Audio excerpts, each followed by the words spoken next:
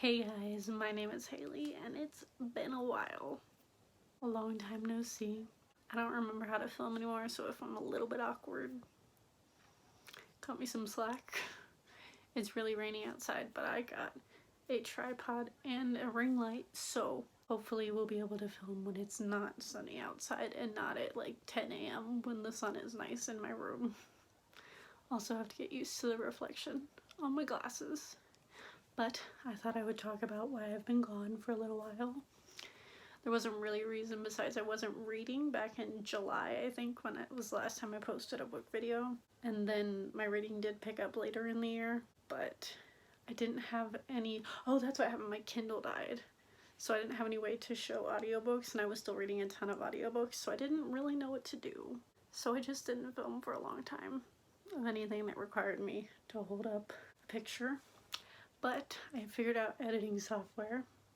For those who don't know, iMovie, maybe I'm crazy and didn't know this, even though I'm pretty sure I've checked like a million times. iMovie now has picture-in-picture. And this tripod also helped because I didn't really know where to film, which was my other big issue. I didn't have anywhere to set my phone up. So, and also then not being able to film during the day because I work. So, the light and the tripod and the editing software have all aligned for me to come back to BookTube and the YouTubes. Kate has been harassing me for months to come back to BookTube. I have done a couple K-pop videos like over the last year or so. It's probably been like 6 months since I even did a K-pop video. I haven't done any videos this year. I think the last thing I did was Astro's Blue Flame comeback, which was like a whole comeback ago, so it's been a while since I've filmed anything. Yeah, what do we think of the new setup? I tried to like angle you so you were center, even though I'm probably gonna stand over here and have like covers over here. I don't know yet. It's gonna be a learning curve and we're gonna have to figure it out. Also, like, my entire family is home right now, so if I'm talking quietly, here's me getting used to filming again and trying not to be judged. It also took me a while to decide how I wanted to split up books I wanted to talk about from the books that I read last year and all the books that I've read this year. Like, I've read 30-some books this year. So I figured that I would make that its own video. So I'm going to start with some books that I enjoyed last year in the second half of last year, but that weren't quite favorites. And then I'm going to do favorites in a separate video where I'm not rambling for like 5 minutes at the beginning. So as not to make a super long video. I wish I could talk in a normal volume. This is so annoying. Here's me awkwardly diving back into the YouTubes and hopefully remembering how to edit and everything.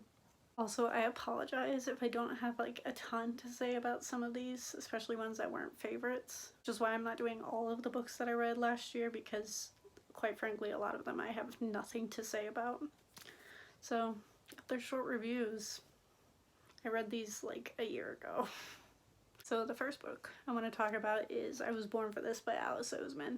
And this was a book recommendation from Kate, because like a lot of my books are recommendations from Kate, even though we've been like diverging in our like current favorites or like books we even enjoy, because contemporary is very different for us.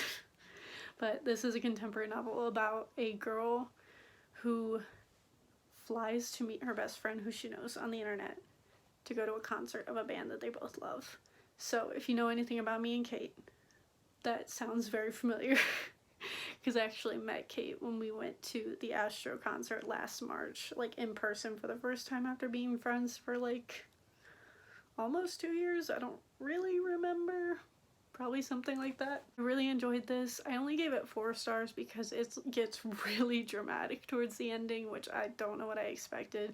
And I also really didn't think the friendship was that close, or maybe I'm biased because me and Kate are like the most unproblematic people ever.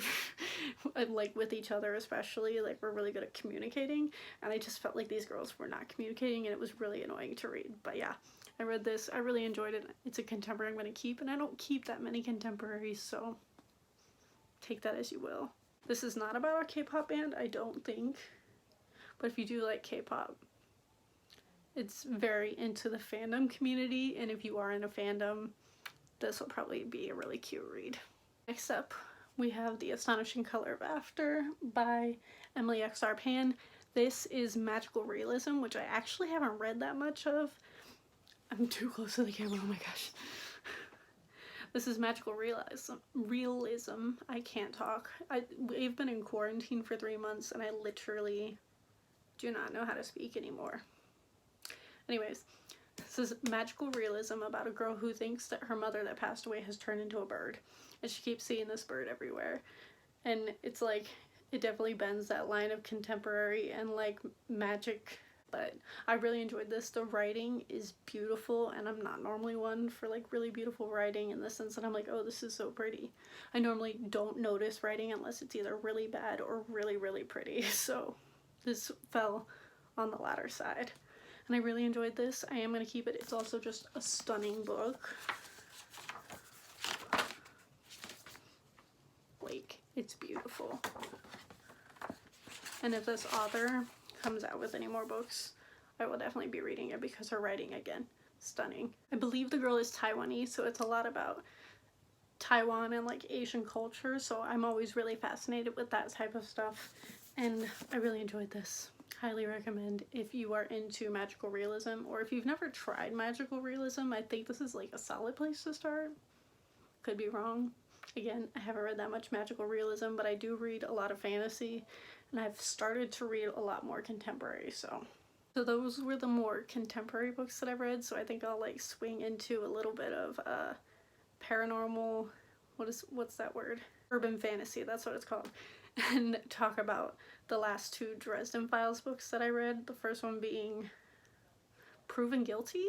I think it's Proven Guilty and White Knight were the last 2 that I read. I'm on book 10 is the one that I have to read next. So I'm 9 books into this series and I really enjoy it. They're all like a solid 3.5, 3.75 stars. Occasionally a 3-star in there, but for one, I really love Harry Dresden and I like the way the story's progressing, so I will be continuing to read those, but I've been on the wait list for book 10 for like literally 6 months, so we'll see whenever I get that in. And next we're gonna like delve into some of the horror that I've been reading, and let me tell you, I've read a lot of thrillers and horrors in the last year.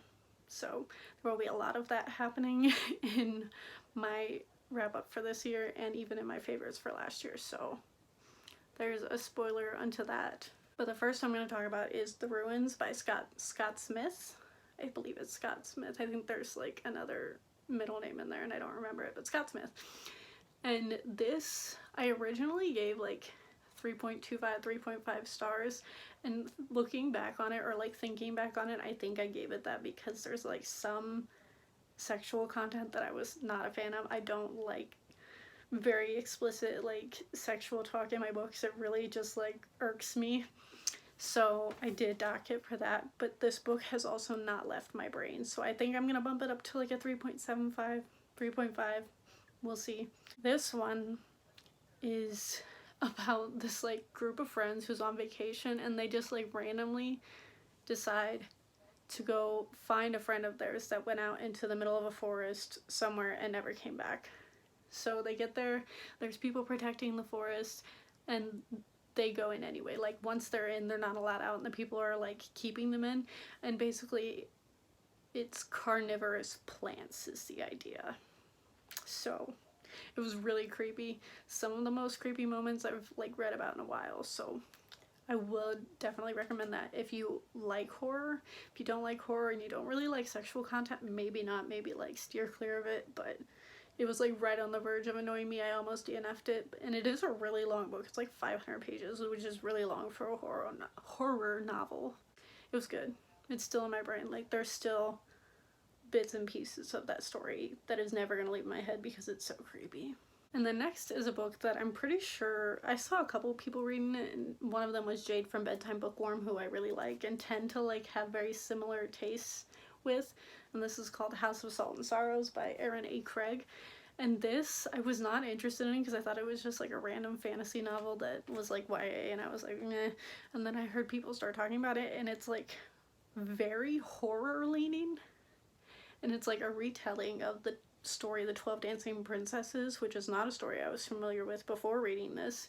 but since I nanny a 3-year-old who is obsessed with princesses, there's these princess videos she watches on YouTube that are like the original tales rather than the Disney versions, and the 12 Dancing Princesses was one of them, and I was like, that's the story from that book I read, so I'm a little bit more familiar with it now. And it's very dark. It's about these princesses that every night they go to a ballroom that's like a secret realm or something, and they dance the night away. And this had a really, really fun horror twist on that, so I very much enjoyed this. I'm definitely gonna read anything else by this author. I was kind of annoyed by, like, there's like a romance in it, which I thought was very unnecessary, but other than that, I really enjoyed it. I think I gave it like a 3.75, maybe a 4-star, because the horror scenes were really, really good.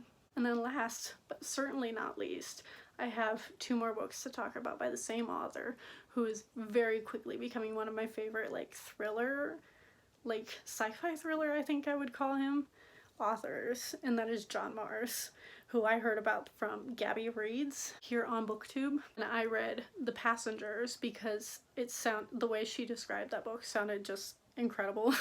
And I was just like, I have to read that. And it's about these people, it's like a dystopian sort of future where all cars are self-driving and like with an AI, and the premise is these people from all over, I think it's London or maybe even all over the world, get in their cars, they self-drive, and the cars decide all of a sudden to take like 6 or 7 people hostage and like are driving them off, and it's like a race to them dying. And I was like,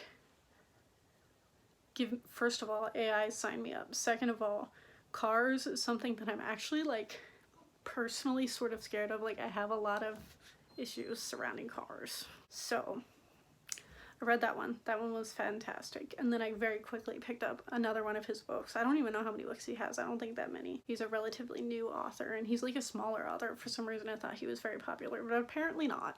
And then I read The One, also by John Mars, and that one was really interesting because it was multiple perspective, which the other one was too, because you had to read from all the different people in their different cars. The One was in this dystopian, utopian world in the future where everybody, you can sign up, like almost the Ancestry.com type of thing. You could sign up, send in like your information, and they could find out who your soulmate was. So everybody has the capability of finding out who their soulmate is, and it's like wrecking relationships all over the world, because obviously people already in relationships are finding out, oh, this person isn't my soulmate, and breaking up, and that includes marriages, so it's really creepy. One of the perspectives follows a like psychopath serial killer, which I found absolutely fascinating, and he was real creepy. And I believe John Mars' book, he had a book that just came out, so I'm hoping to get my hands on that one very, very, very, very soon, because he's very quickly becoming one of my favorite thriller authors. And yeah, those are just some books that I read recently. I have favorites that I need to wrap up still. I have a book haul I need to do. I haven't actually bought as many books as you would think within a year, because I really didn't buy that many last year.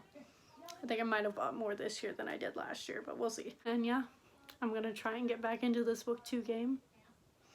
Thank you all for watching. I hope some of you are still here and didn't disappear since I disappeared for a year, but thank you all for watching, and I will see all of you guys next time. Wow, I haven't said that in a really long time.